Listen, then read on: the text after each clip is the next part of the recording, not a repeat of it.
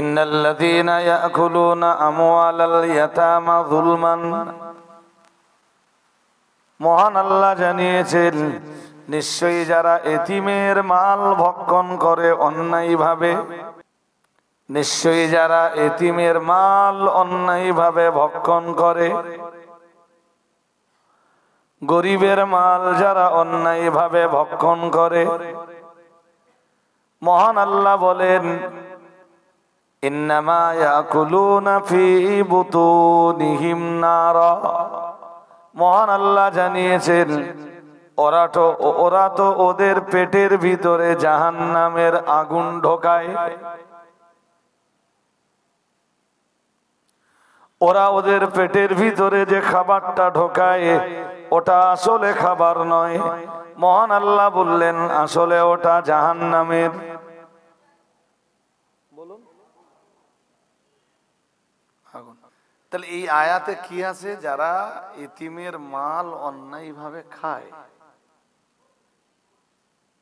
শুধু এতিমের না, গরিবের, শুধু গরিবের না, অসহায়ের, শুধু অসহায়ের না, মিসকিনের, শুধু মিসকিনের না, দরিদ্রের, অভাব ক্লিষ্টের, অবৈধভাবে যারা মানুষের মাল ভক্ষণ করে। অবৈধ কোনটা? যে মালে আপনার কোনো অধিকার নেই। অবৈধ কোনটা? যেটাকে আপনি হালাল উপায়ে উপার্জন করেননি।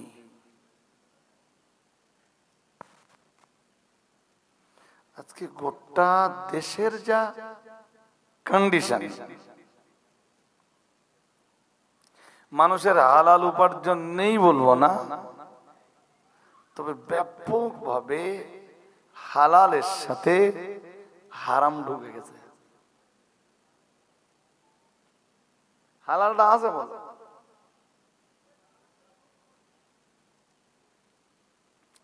একটা লোক এই ঠান্ডায় ভোরবেলা জলঘরের পানিতে নেমে মাছ ধরে 400 টাকা পেয়েছে। কি করে তার টাকা হারাম বলতে পারি? যেখানে ভোরবেলা উঠে ফজরের নামাজের আগে স্কিনে উজুর পানি দিতে ঠান্ডা লাগে,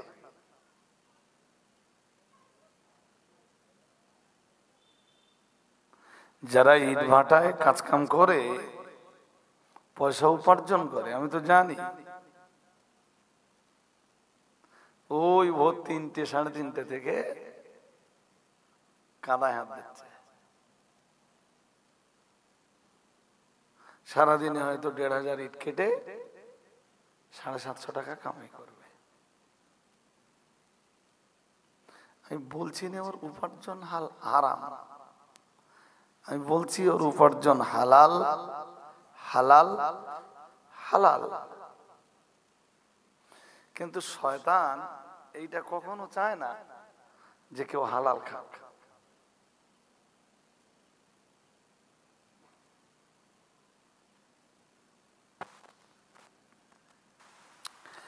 আল্লাহ পাকের কোরআন জানিয়েছে কুলু মিনাত তাইয়্যিবাতি মা রাযাকনাকুম। সুবহানাল্লাহ বলুন। মহান আল্লাহ জানিয়েছেন কুলু মিনাত তাইয়্যিবাত মা রাযাকনাকুম, যে রুজি রুটি আমি আল্লাহ তোমাদের দান করেছি তার ভিতর থেকে তোমরা হালাল গুলি ভক্ষণ করো। কোনগুলো?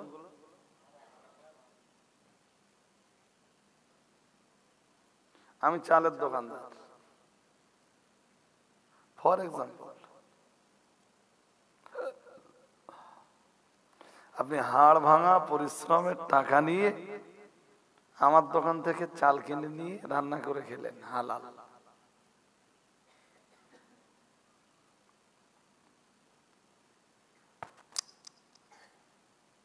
আর একজন আমার দোকান থেকে রাত্রেবেলা জুয়ার বোর্ডে বসে পাওয়া টাকা সেও একই বস্তা থেকে চাল কিনে নিয়ে গেল।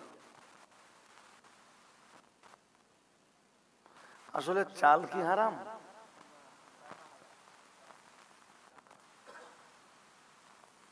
ব্যাস ওই খাদ্য এবার হারাম হয়ে যাবে। তাহলে জাতটা হারাম না, পয়সা হারাম হওয়ার কারণে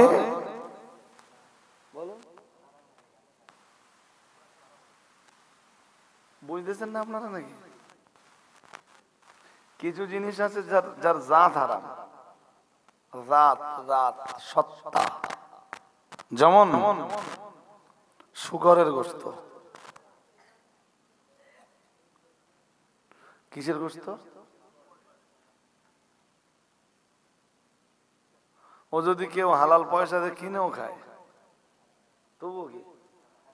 হ্যাঁ, মদ, মদ তো বহু লোক হালাল উপার্জনের পয়সা দিয়ে কিনে খায়।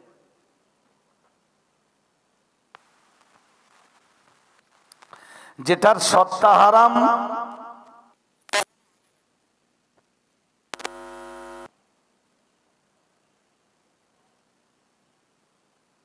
যেমন মৃত প্রাণী। حرمت عليكم الميتة والدم ولحم الخنزير। মহান আল্লাহ জানিয়েছেন তোমাদের জন্য হারাম করা হয়েছে। আমরা যেন জিজ্ঞাসা করলাম কি কি হারাম করা হয়েছে। মহান আল্লাহ বললেন আল মাইতাত, মরা প্রাণী। কোন প্রাণী বলুন? যেটাকে বিসমিল্লাহি আল্লাহ আকবার বলে জবাহ করার আগেই মারা গেছে, ওটা কি? যদি গরু হয়, বিরাট বড় খাসি, মানে পাটনাই ছাগল, তবু 800 টাকা 1000 টাকা কেজি, এরপরও কি হারাম? হারাম কে বলেছেন? আমি কালকে জানো কোথায় ছিলাম? রাত্রে জলিলপুর। ছোট ভাই আওয়াজ হলে হবে না, এখানে একদম পরিবেশ একদম নীরব হতে হবে, শ্রোতারা পুরো নীরব।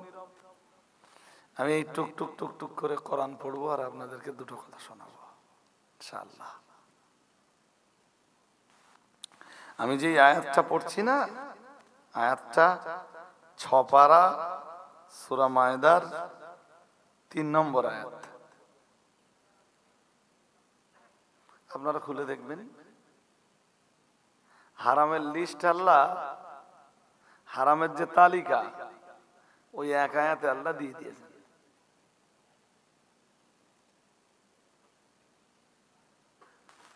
আর পৃথিবীর প্রত্যেকটা জিনিস যতক্ষণ পর্যন্ত হারামের কোনো দলিল না পাওয়া যাবে ততক্ষণ সেটা হালাল। কথা বুঝতে পারেননি? পেরেছেন? আর একবার বলি, হ্যাঁ, পৃথিবীর প্রত্যেকটা জিনিস যতক্ষণ পর্যন্ত তার বিরুদ্ধে হারামের দলিল না পাওয়া যাবে ততক্ষণ সেটা, যেই হারামের দলিল পাওয়া যাবে ওটা হারাম।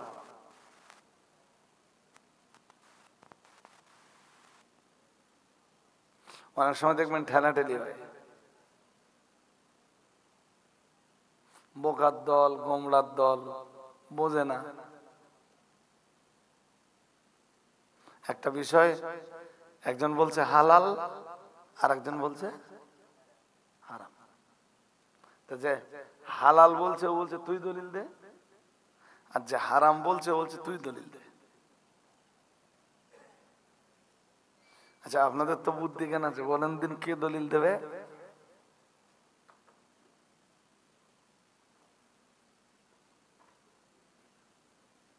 সহজ কথা বুঝেননি বোধহয়। দুজনে দিতে হবে, এটা বুঝলেন না তখন ধরে? তাহলে আমি এতক্ষণ কি ওয়াজ করে এলাম? আপনি আর আমি দুজন ঝগড়া বাড়াচ্ছি কোন একটা বিষয়কে নিয়ে। আপনি বলছেন, আমি বলছি হালাল, আপনি বলছেন হারাম। দুজন ঠেলাঠেলি হচ্ছে। আমি বলছি আপনি দলিল দেন, আর আপনি বলছেন আপনি দলিল দেন।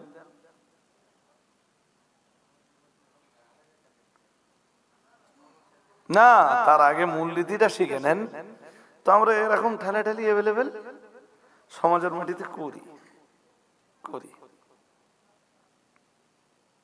পৃথিবীর প্রত্যেকটা জিনিস যতক্ষণ পর্যন্ত হারাম হবার দলিল না পাওয়া যায় ততক্ষণ হালাল, ততক্ষণ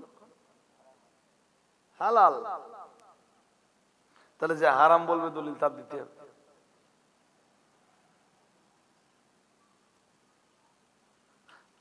এখনো বুঝতে পারেন যে হারাম বলবে দলিল?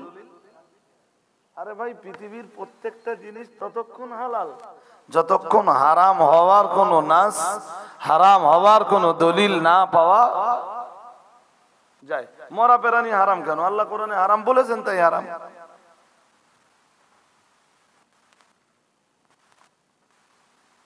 আল্লাহ হারাম হওয়ার ঘোষণা না দিলে হালাল বলতো লোকে। আল্লাহ পাকের কোরআনের সূরা সূরা মায়েদার 3 নম্বর আয়াতে মহান আল্লাহ বললেন, হুররিমাত আলাইকুমুল মাইতাতু ওয়াদ-দামু ওয়া লাহমুল খিনজিরি। মহান আল্লাহ বললেন, তোমাদের জন্য হারাম করে দেওয়া হয়েছে মরা প্রাণী। আমরা জানো বললাম আর কি? মহান আল্লাহ বললেন, ওয়াদ-দাম, প্রবাহিত রক্ত। কোন রক্ত? মানে বাজার থেকে যখন গোস্ত কিনে আনেন, গোস্তের গায়ে রক্ত থাকে না? হ্যাঁ না বলেন? ওটা প্রবাহিত রক্ত না। কিনেছেন যখন গোস্ত, ওর গায়ে রক্ত থাকাটা স্বাভাবিক। প্রবাহিত রক্ত কোনটা? যেটা জবাই করার সময় বার হয়, ওটা কি? কথা বলে না। প্রবাহিত রক্ত কোনটা? যেটা জবাই করার সময় খুব গতিতে বেরোয় না, ওই রক্তটা খাওয়া। কে হারাম করতেছেন? আল্লাহ। আমাদের কল্যাণের জন্য, আমাদের ভালোর জন্য, আমাদের মঙ্গলের জন্য। একটা পোল্ট্রি জবাই করার পরে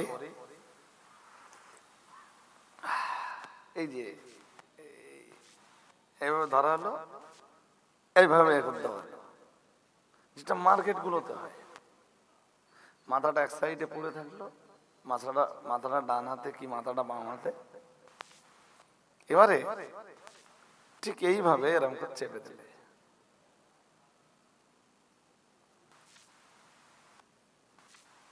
চেপে না দিলে 200, 250, 300 গ্রাম রক্ত দেহ থেকে বেরিয়ে যেত। এটা হলো আদ-দামুল মাসফুহ, প্রবাহিত রক্ত।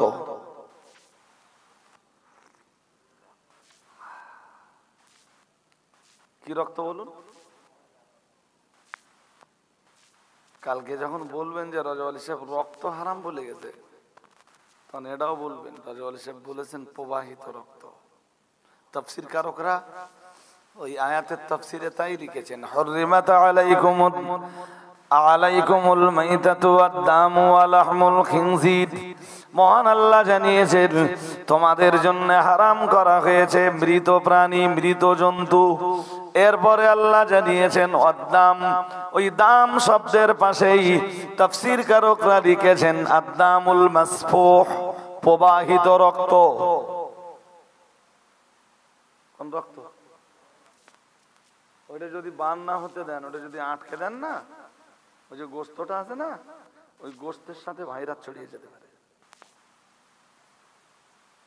ওই রক্তটা বের হতে চাচ্ছিল, বার হতে দেননি। যারা ব্যবসা ট্যাবসা করে, ওইটা ওদের বার হতে না দিলে 150-200 গ্রাম রক্ত গোস্তের সাথে মিশে যাবে, এটা বিক্রি হবে।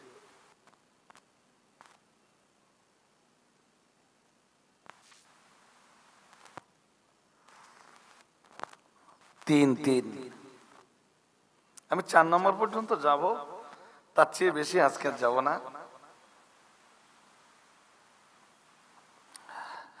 আল্লাহ পাকের কোরআন 3 নম্বরে জানিয়েছে, মহান আল্লাহ 3 নম্বরে ইরশাদ করে দিয়েছেন, হুররিমাত আলাইকুমুল মাইতাতু ওয়াদ-দামু ওয়া লাহমুল খিনজিরি। মহান আল্লাহ 3 নম্বরে জানিয়েছেন শূকরের গোশত। জোর করে বলেন। আল্লাহ বলতেছেন হুররিমাত আলাইকুম, তোমাদের জন্য আরাম করে দেওয়া হয়েছে, শূকরের গোশত খেতে পারবা, জাতি আরাম। 4 নম্বরে মহান আল্লাহ জানিয়েছেন, মহান আল্লাহ ঘোষণা দিয়েছেন, ওমা উহিল্লা লিগাইরিল্লাহি বিহি, যে প্রাণীটাকে উৎসর্গ করে দেওয়া হয়েছে আল্লাহর নাম ব্যতীত অন্যের নামে।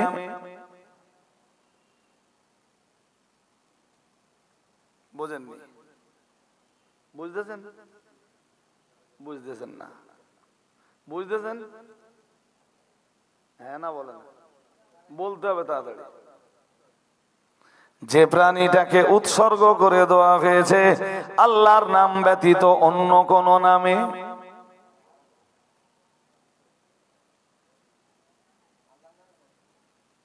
কি করতে হবে বলেন?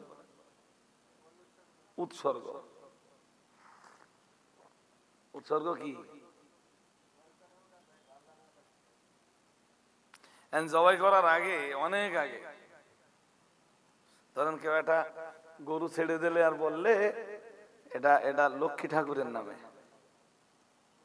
উৎসর্গ করে দিল। কার নামে? লক্ষ্মী ঠাকুরের নামে। আর একজনে একটা উৎসর্গ করে দিলে আর বললে এটা দুর্গা ঠাকুরের নামে। ওই যে বড় বড় বড় বড় মার্কেট গুলোতে বিরাট স্বাস্থ্য শরীরওয়ালা খুব ষাঁড় বা গরু ঘুরে বেড়ায়, দেখেছেন? ও সব দেব দেবীর নামে উৎসর্গ করা। খাওয়া যাবে? জোর করে বলেন, চলেগা?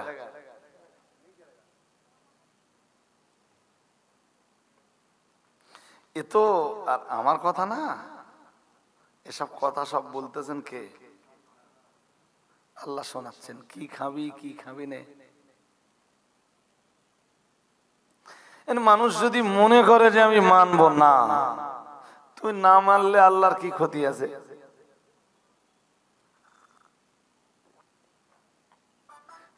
মান আমিলা সালিহান ফালিনাফসিহি, আল্লাহ বললেন কেউ ভালো কাজ করলো সে নিজের জন্যই করলো। সুবহানাল্লাহ। হয় না? ঘুম পাচ্ছে সন্ধ্যাবেলা নাকি? কেউ ভালো কাজ করলো তো কার জন্য করলো? ওমান আসা ফাআলাইহা, আল্লাহ বলেন আর কেউ খারাপ কাজ করলো তো খারাপ কাজের দায়টাও তার উপরেই বর্তাবে।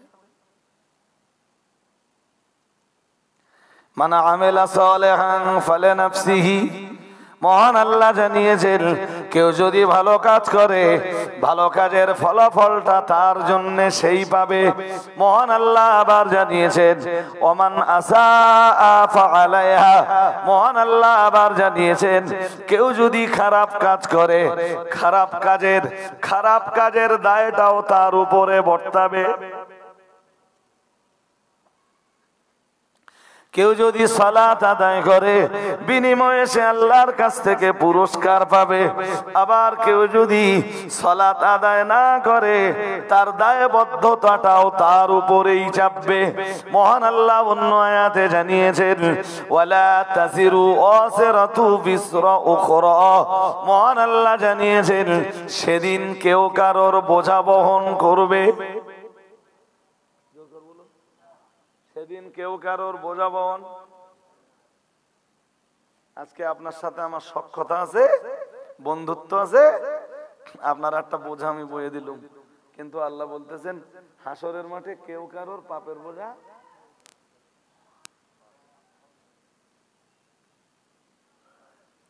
প্রত্যেকেই তো নিজের জন্য ব্যস্ত হয়ে পড়বে।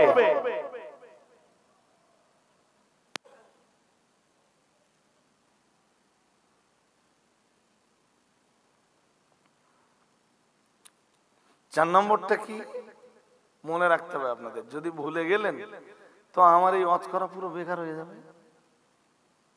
কিছু একটা আলেমের মজলিসে বসে কিছু একটা জ্ঞান আপনাকে জোগাড় করে বানিয়ে যেতে হবে।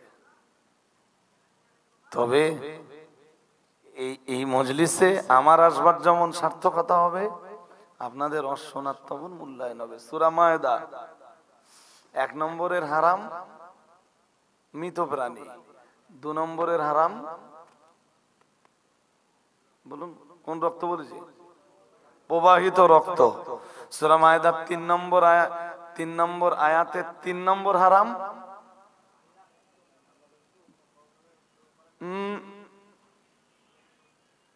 এই তো এক্ষুনি ওদল বদল হয়ে যাচ্ছে। তাহলে অনেকে আমার বলে না, আমি ওয়াজ করলে বলে হুজুর একই কথা 2-3 বার রিপিট করে। রিপিট তো এই জন্য করি যাতে আমার শ্রোতা আমার কথাটা পুরোপুরি কি নিতে পারে। তিনি সুগারের গ্রস্ত না, তিনি কি 4 কয় নম্বর? 4 কি ওমা উহিল্লা লিগাইরিল্লাহি বিহি, মহান আল্লাহ জানিয়েছেন আর যে প্রাণীকে উৎসর্গ করা হয়েছে আল্লাহর নাম ব্যতীত অন্য কোন নামে,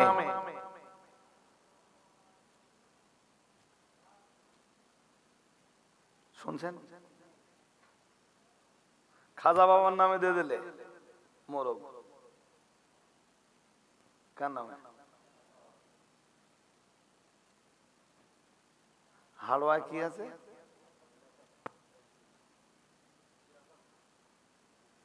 বাবা গোরাচাঁদের নামে। বাবা হ্যাঁ বলে আমি এই মোরগটা মেনে রেখেলুম বাবা গোরাচাঁদের নামে। কার নামে দিয়ে দিলে? খাওয়া যাবে? কথা বলে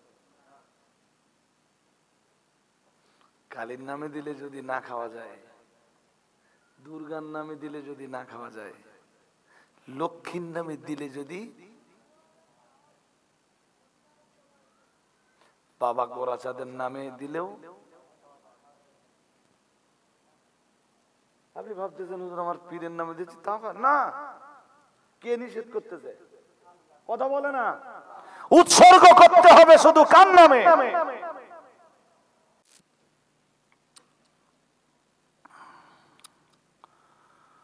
نحمده ونستعينه ونستغفره ونؤمن به ونتوكل عليه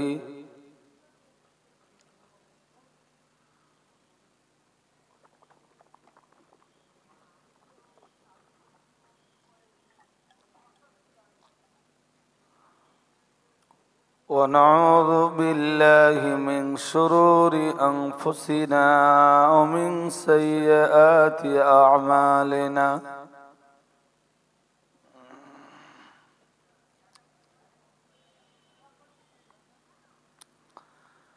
من يهده الله فلا مضل له ومن يضلله فلا هادي له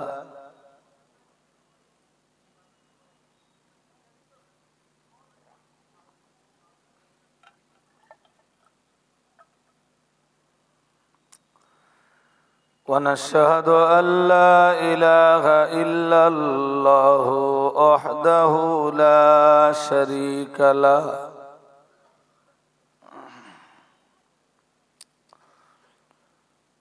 ونشهد أن سيدنا ونبينا وحبيبنا ومولانا محمدا صلى الله عليه وسلم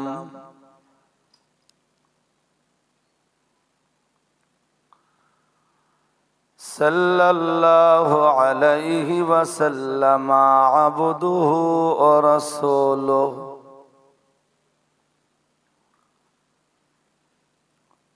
قال الله تعالى في كلامه مخبرا وآمرا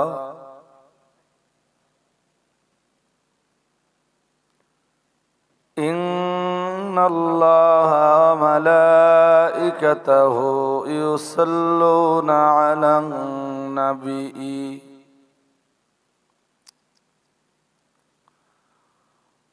يا أيها الذين آمنوا صلوا عليه وسلموا تسليما اللهم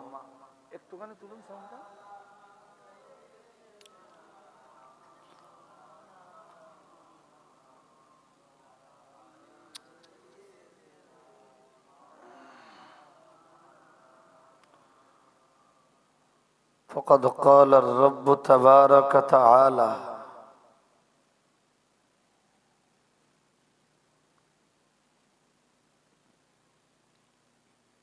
يا أيها الناس اعبدوا ربكم الذي خلقكم والذين من قبلكم لعلكم تتقون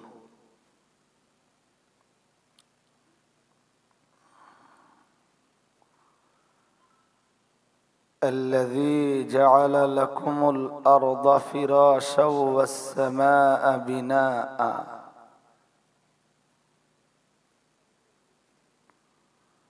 وأنزل من السماء ماء فأخرج به من الثمرات رزقا لكم فلا تجعلوا لله أندادا وأنتم تعلمون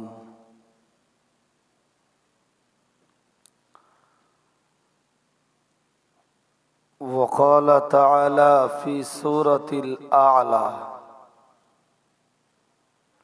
سبح اسم ربك الأعلى الذي خلق فسوى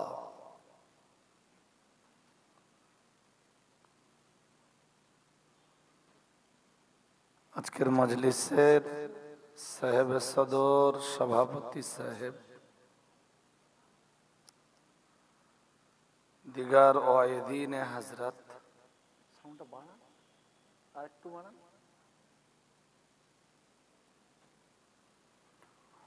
সম্মুখে বসা আল্লাহওয়ালা শ্রোতা মণ্ডলী, সম্মানিতা ধার্মিকা মমতাময়ী মায়েরা,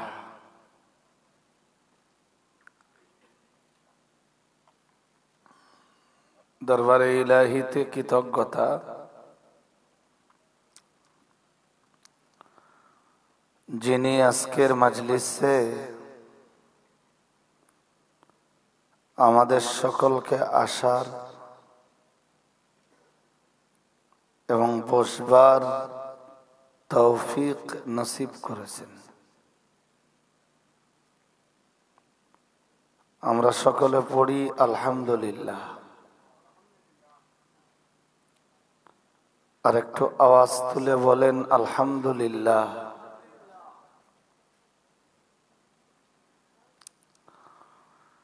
প্রিয় রাসূলের প্রতি আজকের মাজলিস থেকে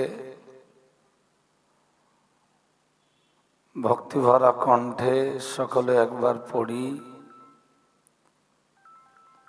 সাল্লাল্লাহু, সবাই পড়ুন সাল্লাল্লাহু আলাইহি ওয়াসাল্লাম। এতক্ষণ ধরে বেশ গুরুত্বপূর্ণ আলোচনা শুনেছেন মাওলানা আশরাফ আলী রহমানী সাহেবের কাছে।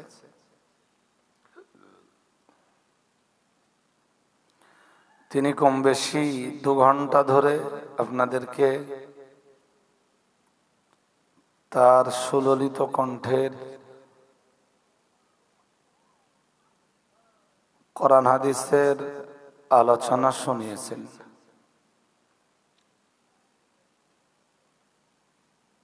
আমি মহাসমুদ্র কোরআনের কিছু অংশ আপনাদের কাছে পড়েছি। এই অংশগুলোকে নিয়ে আস্তে আস্তে কিছু কথা আপনাদেরকে শোনানোর নিয়ত করছি। আল্লাহ কবুল করুন, সকলে বলুন আমিন।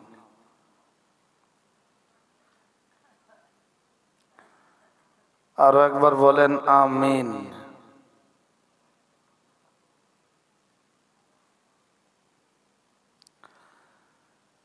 আমি আজকের এই মজলিসে প্রথমবার নই,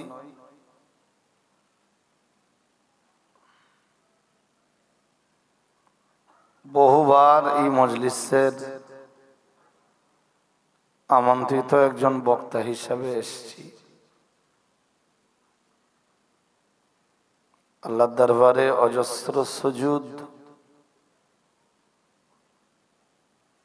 যিনি আজও আজকের মজলিসে আমাকে আপনাদের মাঝে উপস্থিত হতে সুযোগ দিয়েছেন।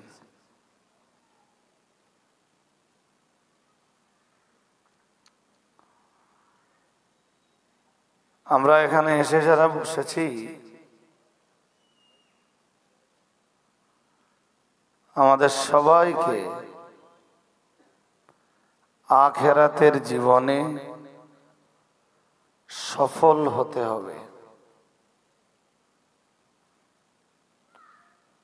যদি আমরা আখিরাতের জীবনে সফল হতে পারি, তবে সবাই আমরা লাভবান।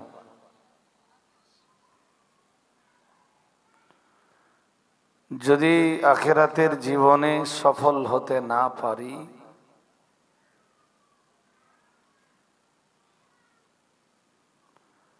তাহলে সবাই আমরা ক্ষতিগ্রস্ত।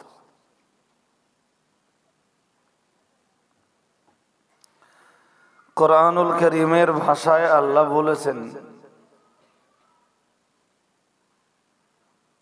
ফামান যুহজিহা আনিন নারি ওয়া উদখিলাল জান্নাতা ফাকাদ ফাজ।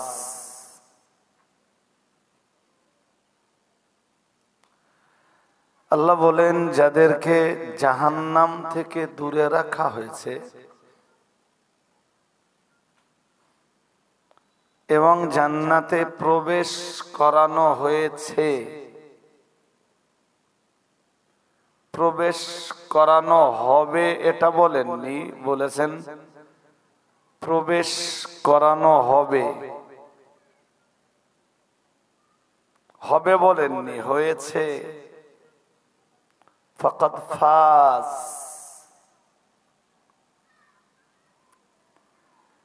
তারাই সফল, তারাই কামিয়াব, তারাই উত্তীর্ণ, তারাই লাভবান, তারাই জ্ঞানার। সুবহানাল্লাহ।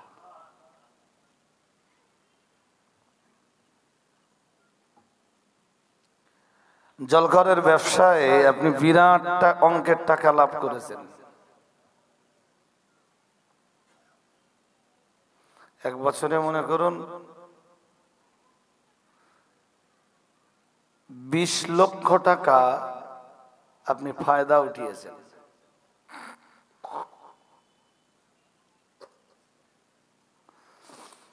তো পার্থিব বিচারে যে কেউ বলবে আপনি জ্ঞানার, কিন্তু আল্লাহর বিচারে আপনি জ্ঞানার নন।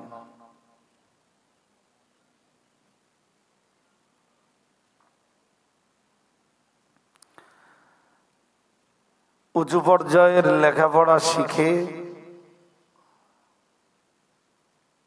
উঁচু পর্যায়ের লেখাপড়া শিখে আপনি কলেজের লেকচারার, কিন্তু জাহান্নাম থেকে মুক্তি পাওয়ার মতো যোগ্যতা আপনি অর্জন করতে পারেননি। দুনিয়ার মানুষের কাছে আপনি সম্মান পেলেও, দুনিয়ার পরীক্ষায় আপনি কামিয়াবি হলেও, রব্বুল আলামিন আল্লাহর পরীক্ষায় আপনি কামিয়াবি নন।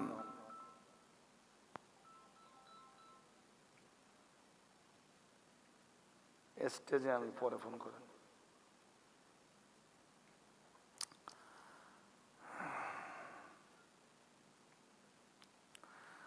যদি গগন চুম্বি বাড়িও করতে পারেন, আকাশ চুম্বি বাড়ি বানিয়েছেন, আকর্ষণীয় বিরাট বিল্ডিং হাঁকিয়ে দিয়েছেন, মানুষ আপনার তৈরি করা বিল্ডিং এর দিকে তাকিয়ে দেখছে, বাট আপনি এরপরেও যদি জাহান্নাম থেকে বাঁচবার মতো যোগ্যতা জোগাড় না করেন, আপনি সফল না।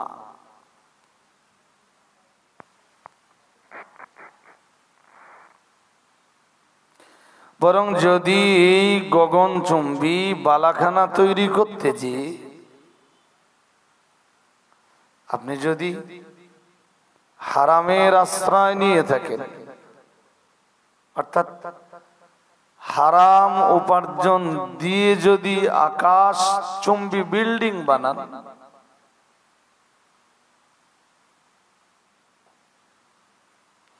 তো পরকালে জাহান্নামে ঢোকার আগেই দুনিয়াতেই তো আপনি নিজের জন্য জাহান্নাম বানিয়ে নিলেন।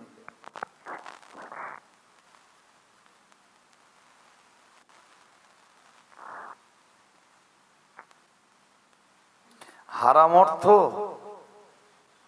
ও তো জাহান্নামের আগুন। যারা বসেছেন খুব মন দিয়ে, খুব ডিপ অ্যাটেনশন, গাঢ় মনোযোগ দিয়ে আমার কথা শোনো।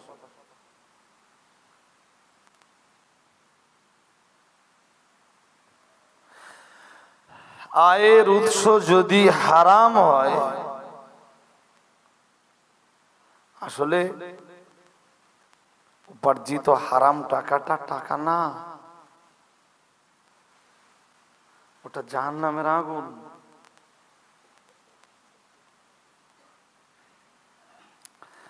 ইন্নাল্লাযীনা ইয়াকুলুনা আমওয়ালাল ইয়াতামা যুলমান ইন্নামা ইয়াকুলুনা ফি বুতুনিহিম নারা। মহান আল্লাহ জানিয়েছেন, ইন্নাল্লাযীনা ইয়াকুলুনা আমওয়ালাল ইয়াতামা যুলমান। মহান আল্লাহ জানিয়েছেন, অন্যায়ভাবে যারা এতিমদের মাল আত্মসাৎ করে,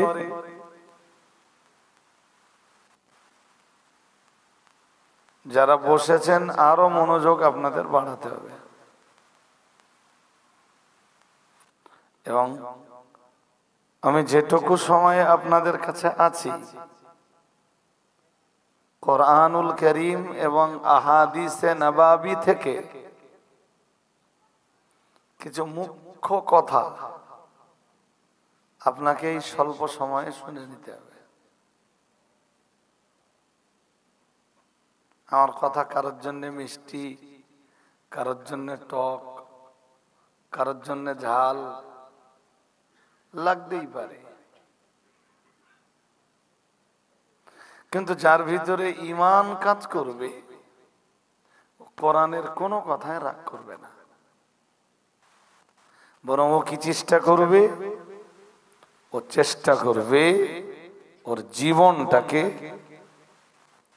কোরআনের আলো দিয়ে বদলে নেওয়ার।